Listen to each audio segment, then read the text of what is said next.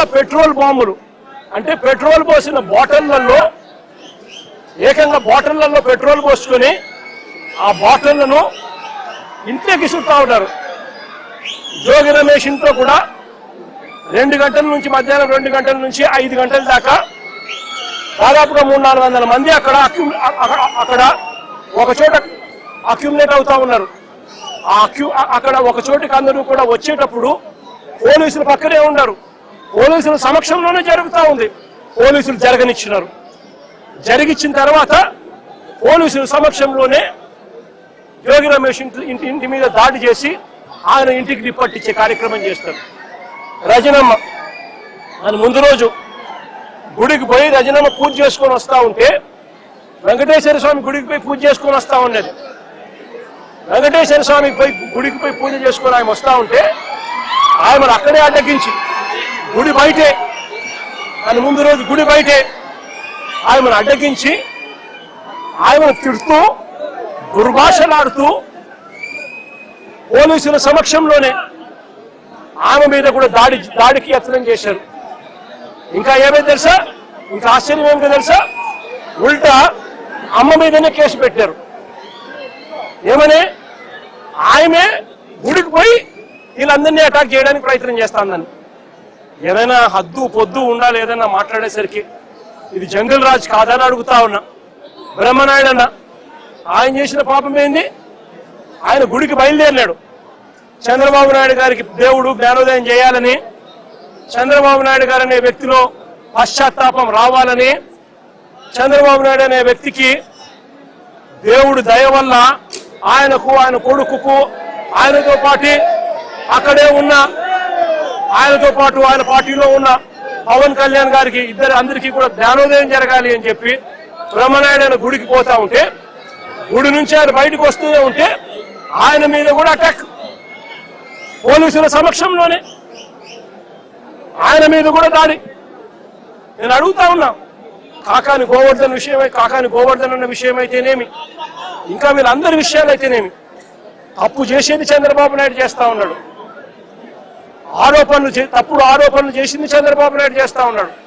అవి తప్పుడు ఆరోపణలు అని చెప్పి దేవుడే మొట్టికాయలు వేసినట్టుగా ఏకంగా సిబిఐ తాము ఫైల్ చేసిన ఛార్జ్ షీట్ లోనే కేంద్ర ప్రభుత్వ సంస్థలైన ఎన్డీడీబీ, ఎన్డీఆర్ఐ లాబొరేటరీసే క్లీన్ చిట్ ఇచ్చే కార్యక్రమం చేస్తా ఉంటే ఎటువంటి జంతు కొవ్వు కలవలేదు అని చెప్పి వాళ్ళు పూర్తిగా వివరణ ఇస్తూ ల్యాబ్ రిపోర్ట్లు ఇస్తే సిబిఐ ఆ రిపోర్ట్లను కూడా ఏకంగా ఛార్జ్ షీట్ లోకి చేరుస్తూ వైవి సుబ్బారెడ్డి కానీ, కరుణాకర్ రెడ్డి కానీ, ఇంకోరు కానీ ఎలాంటి తప్పు చేయలేదు అని చెప్పి వాళ్ళ పేరును కనీసం ఛార్జ్ షీట్ లో కూడా పెట్టకుండా క్లీన్ చిట్ ఇస్తే, ఎలాంటి అరెస్టులు చేయకుండా సిబిఐ క్లీన్ చిట్ ఇస్తే చంద్రబాబు నాయుడు గారు దేవుడికి ప్రజలకు క్షమాపణ చెప్పాల్సింది ఆయన చేస్తా ఉన్నది ఏమిటి?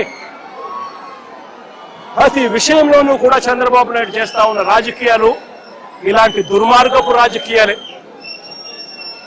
చూడండి, మీరే ఆలోచన చేయమని అడుగుతా ఉన్నా.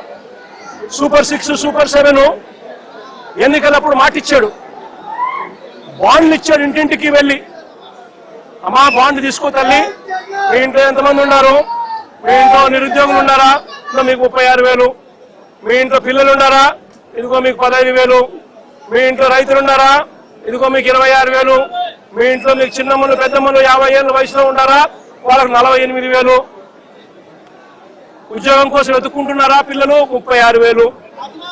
ఈ మాదిరిగా బాండ్లు ఇచ్చి ప్రజలను మోసం చేసి సూపర్ 6, సూపర్ 7 హామీలు ఇచ్చి ఈరోజు ఏమంటాడు? Super 6, super 7 చేసేసామంటాడు. సూపర్ 6, సూపర్ 7 చేసేసామని చెప్పి పొద్దు సిగ్గు లేకుండా అబద్ధాలు ఆడుతా ఉన్నారు.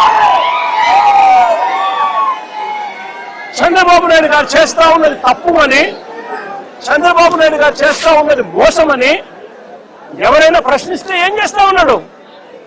ఆ ప్రశ్నించిన వాళ్ళ మీద, సోషల్ మీడియా యాక్టివిస్టుల మీద, ప్రశ్నించే వాళ్ళ మీద కేసులు పెట్టి జైలుకు పంపుతా ఉన్నాడు. అబద్ధాలు చెప్పేది ఆయనే, మోసం చేసేది ఆయనే. ఆ తర్వాత ఆయన ఎవరైనా ప్రశ్నిస్తే వాళ్ళ మీద అక్రమ కేసులు పెట్టి, అక్రమ సాక్ష్యాలు క్రియేట్ చేసి వాళ్ళను జైలుకు పంపించి చివరికి సోషల్ మీడియా పిల్లలని కూడా చూడకుండా చంద్రబాబు నాయుడు గారిని ప్రశ్నిస్తున్నారని చెప్పి ఏకంగా వాళ్ళ మీద గంజాయి కేసులు పెట్టి వాళ్ళ కెరీర్ను సైతం నాశనం చేస్తా ఉన్న వ్యక్తి ఈ చంద్రబాబు నాయుడు గారు కాదా అని అడుగుతా ఉన్నా. చేసేటివన్నీ తప్పులే, చేసేటివన్నీ అబద్ధాలే, చేసేటివన్నీ మోసాలే.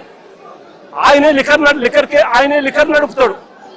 ఆయన ఆధ్వర్యంలోనే ఆక్షన్ బాడీ చంద్రబాబు నాయుడు గారు తెలుగుదేశం పార్టీ సైన్యానికి లాటరీ పాడిచ్చి మరి షాపులన్నీ కట్టబెడతాడు, ప్రైవేట్ షాపులన్నీ కూడా. ఆ ప్రైవేట్ షాపుల ఆధ్వర్యంలోనే ఏకంగా ఎమ్మెల్యేలు దగ్గర ఉండి ప్రతి గ్రామంలో ఆక్షన్ పాడుతూ బెల్ట్ షాపులన్నీ కూడా నిర్వహిస్తున్నారు. షాపుల పక్కనే, లిక్కర్ షాపుల పక్కనే పర్మిట్ రూములు, ఇల్లీగల్ పర్మిట్ రూములు నడుపుతూ పెగ్గులతో లిక్కర్ అమ్ముతా ఉన్నారు. ఇవన్నీ రాష్ట్రానికి రావాల్సిన ఆదాయాలు రాష్ట్రానికి రావడం లేదు.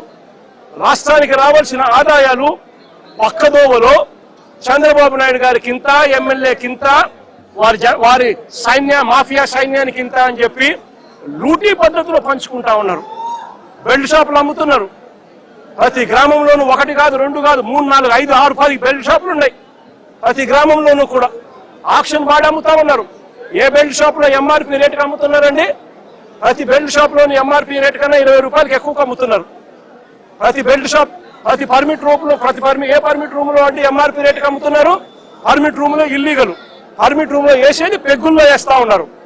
పెగ్గుల్లో వేసి ఏకంగా బాటిల్ పైన 30 రూపాయలు అధికంగా వసూలు చేస్తా ఉన్నారు. ఆ డబ్బులు గవర్నమెంట్కి రాకోకుండా వీళ్ళ జోబులు లేకపోతా ఉంది. దీంతోనే సరిపోదు అన్నట్టుగా ఏకంగా ప్రతి 5 బాటిళ్లకు 1 బాటిల్ ఏకంగా వీళ్ళందరికి వీళ్ళే కుటీర పరిశ్రమ పెట్టి చీప్ లిక్కర్ వీళ్ళే తయారు చేసి కల్తీ లిక్కరు ఏకంగా ప్రతి 5 బాటిల్లో 1 బాటిల్ ఈరోజు అమ్ముతా ఉన్నారు. ఈ రోజుకి కల్తీ లిక్కర్ తాగి పిల్లలు, చదువుకున్న పిల్లలు, ఇంజనీరింగ్ చదువుకొని బయటకు ఏదో ఊర్లోకి ఏదో సెలవుల కోసం వస్తే 4 పిల్లలు చనిపోయే ఘటనలు ఈ మధ్య కాలంలో మనం చూసినాం. కల్తీ లిక్కర్ తాగి, ఈయన షాపుల్లోనే వీళ్ళు తయారు చేసిన ఈ ఇల్లీగల్ కల్తీ లిక్కర్ తాగి ప్రతి 5 బాటిళ్లకు 1 బాటిల్ కల్తీ లిక్కర్ చేస్తా ఉన్నది ఎవరు అని అంటే సాక్ష్య ఆధారాలతో సహా వీళ్ళ మనుషులు దొరుకుతారు. ఆ కల్తీ మద్యం కుటీర పరిశ్రమతో ఎవరంటే దొరికింది? జయచంద్రారెడ్డి అని తంబలపల్లెలో చంద్రబాబు నాయుడు తరపున తెలుగుదేశం పార్టీకి కంటెస్ట్ చేసిన క్యాండిడేట్ ఆయన తయారు చేస్తూ ఏకంగా ఎక్సైజ్ డిపార్ట్మెంట్ కు దొరికితే లావాదేవీల్లో వాళ్లకు ఎక్సైజ్ డిపార్ట్మెంట్ కు మధ్య లావాదేవీల్లో తేడాలు వచ్చి ఆ ఘటన బయటపడి దొరికితే దాంట్లో తెలుగుదేశం పార్టీ హయాం రాక్షస పాలన జరుగుతా ఉంది. 18 నెలలుగా చంద్రబాబు నాయుడు గారే పాలన చేస్తా ఉన్నాడు. ఇటువంటి రాక్షస పాలనలో ఎవరైనా మా పార్టీకి సంబంధించిన జోగి రమేష్ లాంటి వ్యక్తి ఎవరైనా వాళ్ళు లిక్కర్ నడుపుతారా? ఆలోచన చేయమని అడుగుతా ఉన్నాం. చంద్రబాబు నాయుడు గారు జోగి రమేష్ మీద కేసు పెడతాడు. ఈయన ఇల్లీగల్ లిక్కర్ తయారు చేసి చంద్రబాబు నాయుడు గారు బెల్ట్ షాపుల్లో ఈయన సప్లై చేస్తున్నాడట. బెల్ట్ షాపులు ఆయనై, సప్లై చేసే మనుషులు ఆయనై, తయారు చేసే ఆయన మనిషి, బెల్ట్ షాపులు ఆయనై, అమ్మేది ఆయన మనుషులు. మరి జోగి రమేష్ ఎలా చేస్తారండి? ఆయన మీద కూడా ఇలాంటిదే తప్పుడు కేసు పెట్టి ఏకంగా జైలుకు పంపించిన కేసు. ఇలా ప్రతి ఒక్కరిని కూడా ఆయనే తప్పు చేస్తాడు, ఆయనే అబద్ధాలు ఆడతాడు, ఆయనే అన్యాయం చేస్తాడు. ఆయనను ఎవరైనా ప్రశ్నిస్తే ఆయన మీద తిరిగి దొంగ ఆధారాలతో దొంగ సాక్ష్యాలు క్రియేట్ చేసి వాళ్ళ మీద తిరిగి కేసులు పెట్టే కార్యక్రమం ఈ జంగల్ రాజులో జరుగుతా ఉంది. ఈ జంగల్ రాజులో పరాకాష్ట నిన్న అంబటి రాంబాబు వల్ల జరిగిన విషయము, జోగి రమేష్ ఇంట్లో దాడి విషయము, అదే రకంగా రజనమ్మ మీద అటాక్ విషయము, అదే విధంగా బ్రహ్మనాయుడు అన్న విషయము, కాకాని గోవర్ధన్ అన్న విషయము, ఇవన్నీ కూడా నిజంగా పరాకాష్ఠకు చేరిన విషయాలు. అన్నిటికన్నా ఆశ్చర్యం ఇంకోటి ఏంటో తెలుసా? ఒక మంత్రిని, అంబటి రాంబాబు అన్న ఒక మంత్రి, కాపు కులంలో నిజంగా గర్వంగా చెప్తా ఉన్నా నేను, ఒక టైగర్ అని కూడా చెప్తా నేను. గొప్పగా బ్రతికినాడు, గొప్పగా ఒక వాల్యూ ఉన్న వ్యక్తి, ఒక విలువలున్న వ్యక్తి అని కూడా నేను గట్టిగా చెప్తాను. అలాంటి వ్యక్తిని ఆశ్చర్యం కలిగించే విషయం ఏంటంటే తప్పుడు కేసులో ఇల్లీగల్ గా ఆయన్ని అరెస్ట్ చేయడమే కాకుండా స్టేషన్లో ఈ నల్లపాడు సిఐ వంశీ అట, పట్టాభిపురం సిఐ ఇంకొకడు వెంకటేశ్వర్లు అంట, వీళ్ళు అంబటి రాంబాబును ఫిజికల్ గా కొట్టడం జరిగింది. ఫిజికల్ గా ఒక మంత్రిని కొట్టడం, అబ్యూజ్ చేయడం. నిజంగా ఏం ప్రజాస్వామ్యంలో ఉన్నామా లేదా అని ఆలోచన చేయమని అడుగుతా ఉన్నా నేను. ఎల్లకాలం ఈ ప్రభుత్వం ఉండదు. దాదాపుగా 200 మంది సిఐలు, ఎస్ఐలు, డిఎస్పీలు ఇటువంటి వాళ్ళు విఆర్లో ఉన్నారు. మీ ప్రభుత్వంలో మీరు వీళ్ళందరినీ కూడా పక్కన పెట్టిన పరిస్థితిలో వాళ్ళంతా ఉన్నారు. కేవలం మీకు సంబంధించిన వాళ్ళని కొంతమందిని మాత్రమే సిఐలుగా వేసుకున్నారు, కొంతమందిని మాత్రమే మీకు సంబంధించిన వాళ్ళని డిఎస్పీలను వేసుకున్నారు, డిఐజీలను మీ వాళ్ళని వేసుకున్నారు. ఎస్పీలు గత్యంతరం లేక మీకు ఊడిగం కాస్తా ఉన్నారు. బీహార్లో ఏం జరుగుతా ఉందో నాకు తెలియదు, కానీ ఇక్కడ జంగల్ రాజ్యం, జంగల్ రాజును మీరు సృష్టించి నడిపిస్తా ఉన్నారు. కానీ నేను అందరికీ కూడా ఒకటే చెప్తా ఉన్నా, ఎల్లకాలం ఇదే మాదిరిగానే జరగదు. 2 ఏళ్ళు కన్ను మూసుకుంటే అయిపోయింది, మరో 3 ఏళ్ళు కూడా కన్ను మూసుకుని కన్ను తెలిసేసరికి మరో 3 ఏళ్ళు కూడా అయిపోతుంది. ఆ తర్వాత వచ్చేది మాత్రం మా ప్రభుత్వం అని చెప్పి కూడా ప్రతి ఒక్కరికి కూడా ఈ సందర్భంగా కూడా చెప్తా ఉన్నా.